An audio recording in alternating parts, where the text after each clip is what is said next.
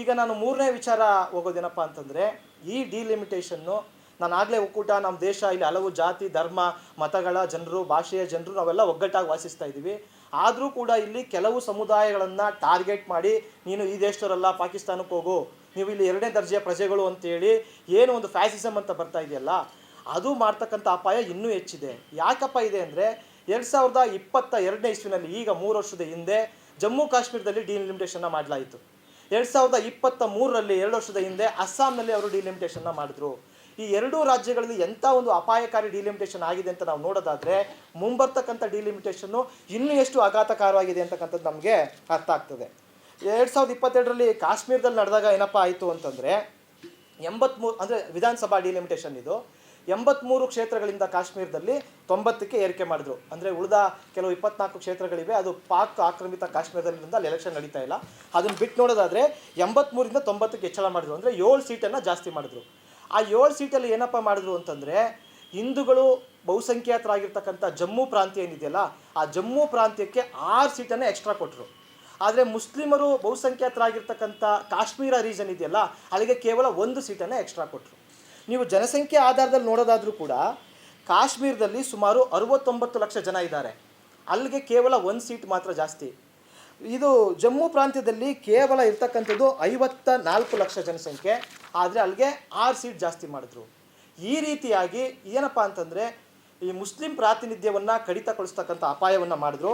ಇದೆಲ್ಲದರಿಂದ ಮಾಡೋದ್ರಿಂದ ಪರಿಣಾಮ ಏನಾಯಿತು ಅಂತಂದರೆ, 2014ರಲ್ಲಿ ಲಾಸ್ಟ್ ಎಲೆಕ್ಷನ್ ನಡೆದಿತ್ತು, 2019ರಲ್ಲಿ ನಡೆದಿಲ್ಲ, 370 ಇದನ್ನು ರದ್ದು ಮಾಡೋದ್ರಿಂದ. 2024ರಲ್ಲಿ ಮತ್ತೆ ಎಲೆಕ್ಷನ್ ನಡೀತು, ಆದರೂ ಕೂಡ ಅಲ್ಲಿ BJP ಗೆಲ್ಲಕ್ಕಾಗಿಲ್ಲ. ಬಟ್ ಅವರು ಏನಪ್ಪ ಮಾಡಿದ್ದಾರೆ ಅಂದರೆ, 2014ರಲ್ಲಿ ಅವರು ಜಮ್ಮು ಪ್ರಾಂತ್ಯದಲ್ಲಿ, ಅಂದರೆ ಹಿಂದೂಗಳು ಬಹುಸಂಖ್ಯಾತರಾಗಿರ್ತಕ್ಕಂಥ ಜಮ್ಮು ಪ್ರಾಂತ್ಯದಲ್ಲಿ 25 ಸೀಟನ್ನು BJP ಗೆದ್ದಿತ್ತು. ಈಗ 6 ಸೀಟ್ ಜಾಸ್ತಿ ಮಾಡಿದ್ರಲ್ಲ, 2024ರಲ್ಲಿ ಎಲೆಕ್ಷನ್ನಲ್ಲಿ ಅವರು 29 ಸೀಟಲ್ಲಿ BJP ಗೆಲುವನ್ನು ಸಾಧಿಸಲಿಕ್ಕೆ ಸಾಧ್ಯ ಆಗಿದೆ. ಯಾವ ರೀತಿ ಇವರು ಮುಸ್ಲಿಂ ಪ್ರಾತಿನಿಧ್ಯವನ್ನು ಕಡಿಮೆ ಮಾಡುವ ಮೂಲಕ ಈ ದೇಶದ ನಾವೆಲ್ಲ ಸಹಬಾಳ್ವೆಯಿಂದ ಇರಬೇಕು ಅಂತಿದ್ವಿ, ಅದಕ್ಕೆ ಪೆಟ್ಟು ಕೊಡಲಿಕ್ಕೆ ಹೊರಟಿದ್ದಾರೆ. ಮತ್ತು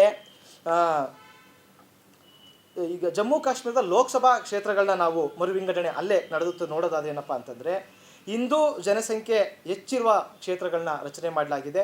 ಮುಸ್ಲಿಂ ಬಾಹುಳ್ಯದ ಪ್ರದೇಶಗಳೇನಿತ್ತು ಅದನ್ನು ಒಡೆದು ಆ ಕಡೆ ಈ ಕಡೆ ಹಂಚಲಾಗಿದೆ.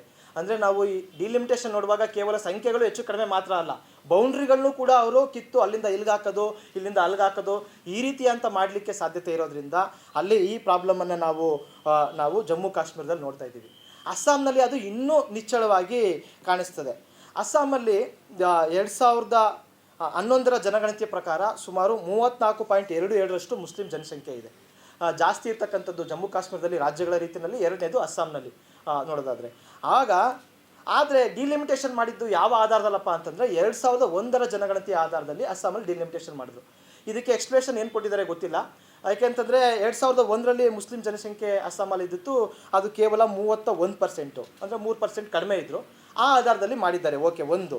ಎರಡನೇದೇನಪ್ಪ ಅಂದರೆ, ಈ ಮೊದಲು ಅಸ್ಸಾಂನಲ್ಲಿ 35 ವಿಧಾನಸಭಾ ಕ್ಷೇತ್ರಗಳಲ್ಲಿ ಮತ್ತು 6 ಲೋಕಸಭಾ ಕ್ಷೇತ್ರಗಳಲ್ಲಿ ಮುಸ್ಲಿಂ ಸಮುದಾಯ ನಿರ್ಣಾಯಕವಾಗಿದ್ದರು, ಬಹುಸಂಖ್ಯಾತರಾಗಿದ್ದರು.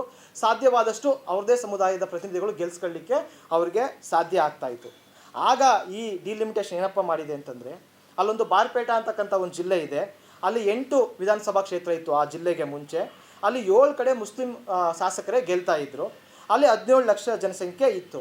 ಈಗ ಡಿಲಿಮಿಟೇಷನ್ ನಂತರ 8 ವಿಧಾನಸಭಾ ಕ್ಷೇತ್ರದಿಂದ ಬಾರ್ಪೇಟವನ್ನು 6 ವಿಧಾನಸಭಾ ಕ್ಷೇತ್ರಕ್ಕೆ ಕಡಿಮೆ ಮಾಡಿದ್ದಾರೆ, 2ನ್ನ ಕಿತ್ತಾಕಿದ್ದಾರೆ.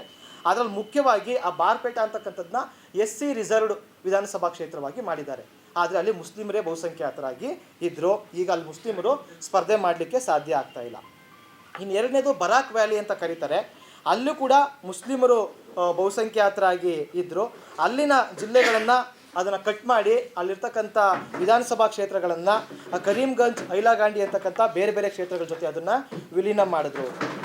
ಮತ್ತು ಮುಖ್ಯವಾಗಿ ಅಲ್ಲಿ ಗಮನಿಸಬೇಕಿರೋದು ಏನಪ್ಪ ಅಂತಂದರೆ, SC ST ಸೀಟ್ಗಳನ್ನ ಜಾಸ್ತಿ ಮಾಡಿದ್ರು. ಇದು ಭಾಳ ಒಳ್ಳೆಯದು, ಜನಸಂಖ್ಯೆಗೆ ಅನುಗುಣವಾಗಿ ಅವ್ರನ್ನ ಮಾಡಬೇಕು. ಆದರೆ SC ST ಸಮುದಾಯ ಎಲ್ಲಿ ಬಹುಸಂಖ್ಯಾತರಾಗಿದ್ದಾರೆ ಅಲ್ಲಿ ಮೀಸಲು ಕ್ಷೇತ್ರಗಳನ್ನ ಕೊಡಲಿಲ್ಲ.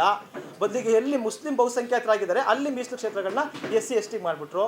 ಆ ಮೂಲಕ ಮುಸ್ಲಿಮರು ಸ್ಪರ್ಧೆ ಮಾಡೋಂಗಿಲ್ಲ, ಆ ರೀತಿಯಾಗಿ ಅವ್ರು ಕಡಿಮೆ ಆಗಬೇಕು. SC ST ಅವರು ತಾವು ಬಹುಸಂಖ್ಯಾತ ಕಡೆ ಅವ್ರು ಸ್ಪರ್ಧೆ ಮಾಡಿದರೆ ಗೆಲುವು ಅನುಕೂಲ.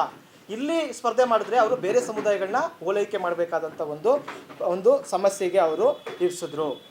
ಮತ್ತು ಕೆಲವು ಹೆಂಗಪ್ಪ ಮಾಡಿದ್ರು ಅಂತಂದರೆ ಕೋಕ್ರಜಾರ್ ಜಿಲ್ಲೆ ಅಂತಕ್ಕಂಥದ್ರಲ್ಲಿ 8.8 ಲಕ್ಷ ಜನಸಂಖ್ಯೆ ಇದೆ, ಅಲ್ಲಿಗೆ 5 ವಿಧಾನಸಭಾ ಕ್ಷೇತ್ರಗಳು.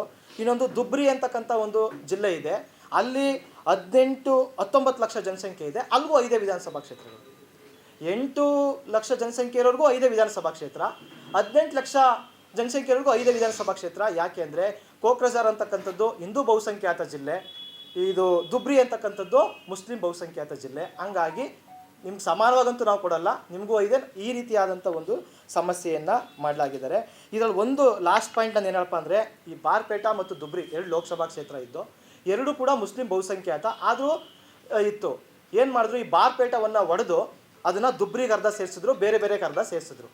ಆಗೇನಾಯಿತು, ದುಬ್ರಿ ಈಗಾಗಲೇ ಬಹುಸಂಖ್ಯಾತ ಕ್ಷೇತ್ರ, ಅಲ್ಲಿಗೆ ಸೇರಿಸುವ ಅಗತ್ಯ ಇರಲಿಲ್ಲ. ಆದರೂ ಕೂಡ ದುಬ್ರಿಯನ್ನು 75% 80% ಬರೀ ಮುಸ್ಲಿಮರೇ ಇರ್ತಕ್ಕಂಥ ಕ್ಷೇತ್ರ ಮಾಡಲಾಯಿತು. ಈ ಬಾರ್ಪೇಟವನ್ನು ಹಿಂದೂ ಬಹುಸಂಖ್ಯಾತರಾಗಿ ಮಾಡಲಾಯಿತು 2 ಕ್ಷೇತ್ರದಲ್ಲಿ.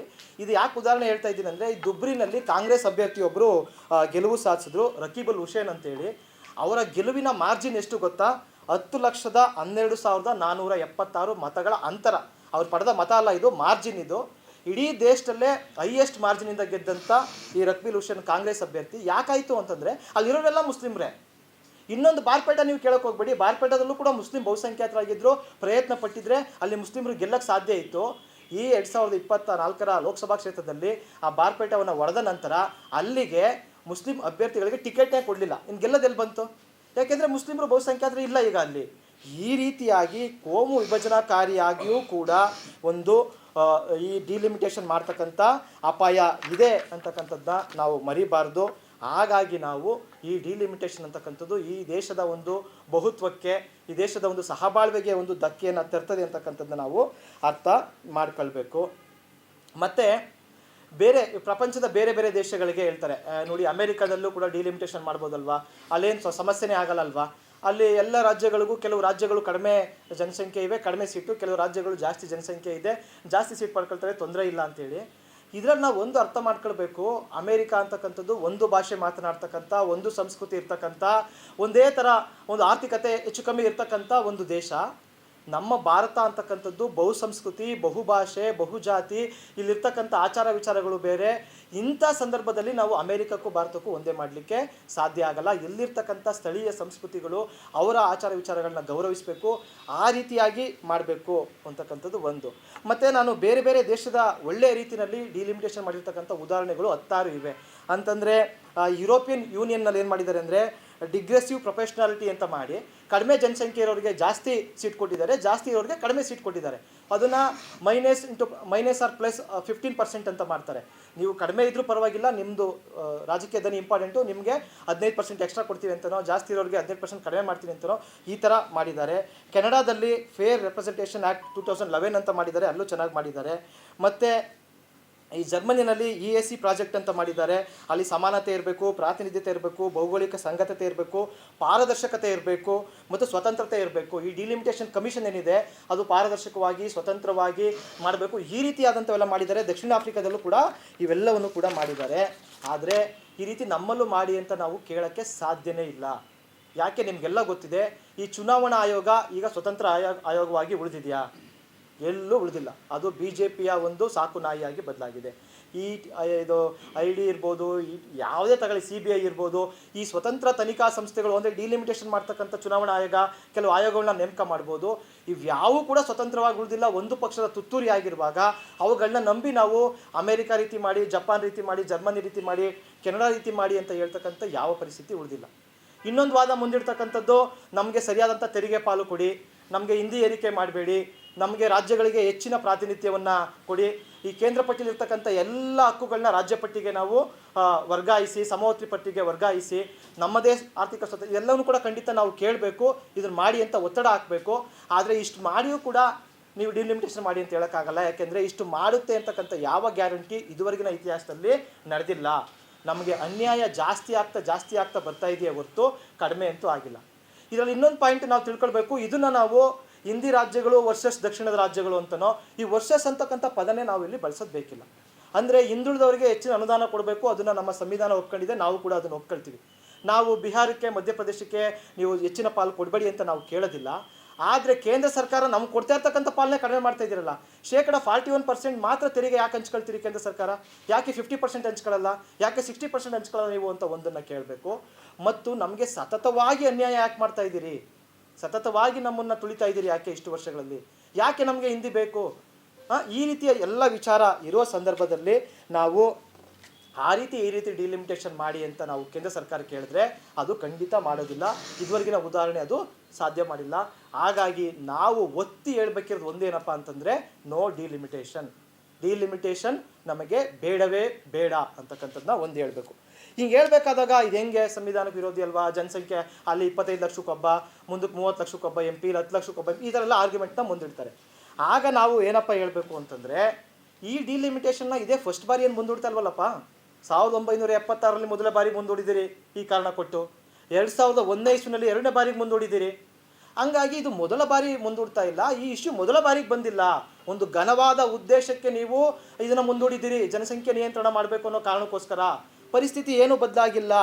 ಹಾಗಾಗಿ ನಾವು ಮತ್ತು ಈ ದೇಶ ಅಂತಕ್ಕಂಥದ್ದು ಒಂದು ಒಕ್ಕೂಟ ವ್ಯವಸ್ಥೆ. ಹಾಗಾಗಿ ಈಗಲೂ ಕೂಡ ನೀವು ಇದನ್ನು ಮುಂದೂಡಿ ಮತ್ತು ಇದನ್ನು ಶಾಶ್ವತವಾಗೇ ಮುಂದೂಡಿ ಅಂತ ನಾವು ಹೇಳ್ತೀವಿ. ನಾವು ಒಂಚೂರು ಹೇಳಿದ್ವಿ ಅಷ್ಟು ಮಾಡಿ ಇಷ್ಟು ಮಾಡಿ ಅಂತಂದರೆ ಈ ಕೇಂದ್ರ ಸರ್ಕಾರ ಯಾವುದನ್ನೂ ಕೇಳೋದಿಲ್ಲ. ಹಾಗಾಗಿ ನೀವು ಈಗಾಗಲೇ 2 ಉದಾಹರಣೆಗಳಿವೆ, ಘನವಾದ ಉದ್ದೇಶಕ್ಕೆ ಮುಂದೂಡಿದಿರಿ, ಈಗಲೂ ಕೂಡ ಮುಂದೂಡಿ ಅಂತಕ್ಕಂಥದ್ದು. ಎರಡನೇ ವಿಚಾರ, ಅಯ್ಯೋ ಅವಾಗ ಅಸಮತೋಲನ ಆಗ್ಬಿಡಲ್ವಾ? ಅವ್ರಿಗೆ ಜಾಸ್ತಿ ಜನರಿಗೆ ಒಬ್ಬ MP ಇರ್ತಾನೆ, ನಮಗೆ ಕಡಿಮೆ ಜನರಿಗೆ ಒಬ್ಬ MP ಅಂತಂದಾಗ ಅಯ್ಯಪ್ಪ ಇದು ಈ ದೇಶ ಭಾರತ ಅಂತ ಯಾವಾಗ ರೂಪುಗೊಂಡಲ್ಲ ಆಗ್ಲಿಂದನೂ ಇದೆ. ಇದನ್ನು ನಮ್ಮ ಸಂವಿಧಾನ ಒಪ್ಕೊಂಡಿದೆ. ಆಗಲೂ ಕೂಡ ಕಡಿಮೆ ಜನಸಂಖ್ಯೆ ಇರ್ತಕ್ಕಂಥ ರಾಜ್ಯಗಳಿಗೆ, ಕೇಂದ್ರಾಡಳಿತ ಪ್ರದೇಶಗಳಿಗೆ ನಾವು ಕಡಿಮೆ ಜನ ಇದ್ದರೂ ಹೆಚ್ಚಿನ ಪ್ರಾತಿನಿಧ್ಯ ಕೊಟ್ಟಿದ್ದೀವಲ್ವಾ? ಈಗಲೂ ಅದೇ ಕೊಡಬೇಕು. ಈಗಲೂ ಅದೇ ಪರಿಸ್ಥಿತಿ ಇರ್ತಕ್ಕಂಥದ್ದು. ಆವಾಗ ಯಾವ ಕಾರಣಕ್ಕೆ ನೀವು ಅವರಿಗೆ ಹೆಚ್ಚಿನ ಪ್ರಾತಿನಿಧ್ಯ ಕೊಟ್ರಿ ಅಂತಂದರೆ ಅವರು ಈ ದೇಶ ನಮ್ಮದು ಅಂತ ಭಾವಿಸೋಕ್ಕಾಗ್ತಾ ಇಲ್ಲ, ಅವರು ತುಂಬ ನೊಂದಿದ್ದಾರೆ, ಅವರಿಗೆ ಅನ್ಯಾಯ ಆಗಿದೆ ಅಂತ ಹೇಳಿದ್ರಲ್ವಾ? ಈಗಲೂ ಅದೇ ಆಗಿರ್ತಕ್ಕಂಥದ್ದು. ದಕ್ಷಿಣ ರಾಜ್ಯಗಳಿಗೆ ನಾವು ನೊಂದಿದ್ದೀವಿ, ಬೆಂದಿದ್ದೀವಿ, ನಮಗೆ ಯಾವುದೇ ತೆರಿಗೆಯಿಂದ ಹಿಡಿದು ಪ್ರತಿಯೊಂದು ವಿಚಾರದಲ್ಲೂ ಅನ್ಯಾಯ ಆಗಿದೆ. ಹಾಗಾಗಿ ಈಗಲೂ ಕೂಡ ನೀವು ಅದನ್ನು ಮಾನದಂಡವಾಗಿ ಮಾಡದೆ ನಮ್ಮ ರಾಜಕೀಯ ಧ್ವನಿ ಅಡಗಿ ಹೋಗಬಾರ್ದು, ನಮಗೂ ಸ್ವಾಯತ್ತತೆ ಇರಬೇಕು ಅಂತಂದರೆ ಅಂದರೆ ಎಲ್ಲಕ್ಕಿಂತ ಮುಖ್ಯವಾಗಿ ಈ ದೇಶ ಒಕ್ಕೂಟ, ಈ ದೇಶ ನಮ್ಮದು ಅಂತ ಎಲ್ಲರೂ ಭಾವಿಸಿ ಈ ಭಾರತ ದೇಶ ಅಂತಕ್ಕಂಥದ್ದು ಉಳಿಬೇಕು ಅಂತಂದರೆ ಈ ಡಿಲಿಮಿಟೇಷನನ್ನು ನೀವು ಮುಂದೂಡಬೇಕಾಗ್ತದೆ. ಅದೇ ಸಂದರ್ಭದಲ್ಲಿ ನಾನು ಆಗಲೇ ಹೇಳ್ದಂಗೆ ತೆರಿಗೆ ಅನ್ಯಾಯ ತಪ್ಪಬೇಕು, ಹಿಂದಿ ಏರಿಕೆ ತಪ್ಪಬೇಕು, ಅಧಿಕಾರ ವಿಕೇಂದ್ರೀಕರಣ ಆಗಬೇಕು, ಸ್ವಾಯತ್ತತೆ ಸಿಗಬೇಕು. ಆಗ ಮಾತ್ರ ನಾವೆಲ್ಲರೂ ಕೂಡ ಒಂದು ದೇಶ ಅಂತ ಭಾವಿಸಲಿಕ್ಕೆ ಸಾಧ್ಯ ಆಗ್ತದೆ ಮತ್ತು ಈ ವಿಪರೀತ ಅನ್ಯಾಯವನ್ನು ಮಾಡ್ಬೋದು. ಮತ್ತು ಕೊನೆಯದಾಗಿ ಒಂದು ಓಟು ಒಬ್ಬ ವ್ಯಕ್ತಿ, ಒಂದು ಓಟು ಒಂದು ಮೌಲ್ಯಕ್ಕೆ ಏನು ಬೆಲೆ ಅಂತ ಕೆಲವರು ಕೇಳ್ತಾರೆ. ಅದನ್ನು ನೀವು ಒಂದು ರಾಜ್ಯದ ಒಳಗಡೆ ವಿಧಾನಸಭಾ ಕ್ಷೇತ್ರಕ್ಕೆ ಅದನ್ನು ಅನುಸರಿಸಿ. ಈಗ ಲೋಕಸಭೆಯಲ್ಲಿ ಇರ್ತಕ್ಕಂಥದ್ದು ಯಾಕೆ ಕಾನೂನುಗಳನ್ನ ಮಾಡಲಿಕ್ಕೆ ನಾವು ಅದನ್ನು ಮಾಡಿರ್ತಕ್ಕಂಥದ್ದು. ಈಗ ವಿಧಾನಸಭಾ ಕ್ಷೇತ್ರಗಳಿಗೆ ಬಂದರೆ ನಿಮಗೆ UPನಲ್ಲಿ ಈಗ 404 ವಿಧಾನಸಭಾ ಕ್ಷೇತ್ರಗಳಿವೆ. ಅದನ್ನ ಇನ್ನೂ ಜಾಸ್ತಿ ಮಾಡ್ಕೊಳ್ಳಿ ನೀವು, ಅಲ್ಲಿಗೆ ತಕ್ಕಂತೆ ಜನಸಂಖ್ಯೆಗೆ ಅನುಗುಣ ತಕ್ಕಂತೆ ಅದನ್ನು ನೀವು ಜಾಸ್ತಿ ಮಾಡ್ಕೊಳ್ಳಿ. ನಿಮಗೆ ಬಿಹಾರದಲ್ಲಿ ಎಷ್ಟೋ ಇವೆ, ಅದನ್ನು ಇನ್ನೂ ಜಾಸ್ತಿ ಮಾಡ್ಕೊಳ್ಳಿ. ಪಶ್ಚಿಮ ಬಂಗಾಳದಲ್ಲಿ ಮಾಡ್ಕೊಳ್ಳಿ, ಅದು ಮಾಡ್ಕೊಳ್ಳಿ.